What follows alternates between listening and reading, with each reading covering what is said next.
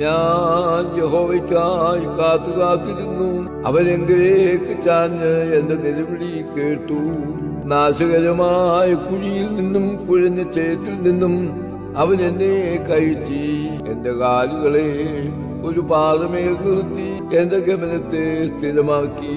അവൻ എന്റെ വായിൽ പുതിയൊരു പാട്ട് തന്നു. നമ്മുടെ ദൈവത്തിന്റെ സ്തുതി തന്നെ. പലരും അത് കണ്ട് ഭയപ്പെട്ടു യഹോവയിൽ ആശ്രയിക്കും. യഹോവയെ തന്റെ ആശ്രയമാക്കിക്കൊള്ളുകയും നിഗളികളെയും വ്യാജത്തിലേക്ക് തിരിയുന്നവരെയും ആദരിക്കാതിരിക്കുകയും ചെയ്ത മനുഷ്യൻ ഭാഗ്യവാൻ. എന്റെ ദൈവമായ യഹോവേ, നീ ചെയ്ത അത്ഭുത പ്രവൃത്തികളും ഞങ്ങൾക്ക് വേണ്ടിയുള്ള നിന്റെ വിചാരങ്ങളും വളരെയാകുന്നു. നിന്നോട് സദൃശനാരുമില്ല.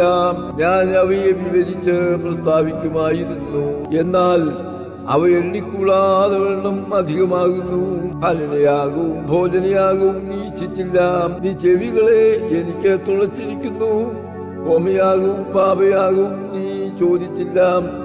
അപ്പോൾ ഞാൻ പറഞ്ഞു, ഇതാ ഞാൻ വരുന്നു. പുസ്തകത്തിനുള്ളിൽ എന്നെ കുറിച്ച് എഴുതിയിരിക്കുന്നു. എന്റെ ദൈവമേ, നിന്റെ ഇഷ്ടം ചെയ്യുവാൻ ഞാൻ പ്രിയപ്പെടുന്നു. നിന്റെ ന്യായപ്രമാണം എന്റെ ഉള്ളിൽ ഇരിക്കുന്നു.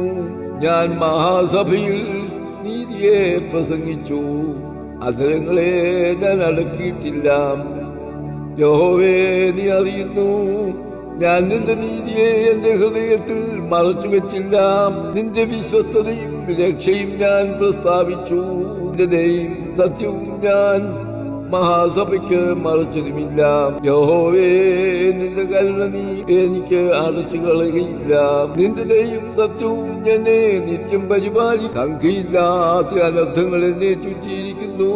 മേൽപോട്ട് നോക്കുവാൻ കഴിയാതെ വണ്ണം എന്റെ അകൃത്യങ്ങൾ എന്നെ എത്തിപ്പിടിച്ചിരിക്കുന്നു. അവ എന്റെ തലയിലെ രോമങ്ങളിലും അധികം. ഞാൻ ധൈര്യഹീനനായി തീർന്നിരിക്കുന്നു. യഹോവേ, എന്നെ വിടിവിപ്പാൻ ഇഷ്ടം തോന്നണമേ. യഹോവേ, എന്നെ സഹായിപ്പാൻ വേഗം വരേണ്ടമേ. എനിക്ക് ജീവഹാനി വരുത്തുവാൻ നോക്കുന്നവർ ലജ്ജിച്ച് ഭ്രമിച്ചു പോകട്ടെ. എന്റെ അനർത്ഥത്തിൽ സന്തോഷിക്കുന്നവർ പിന്തിരിഞ്ഞ് അപമാനം കേൾക്കട്ടെ.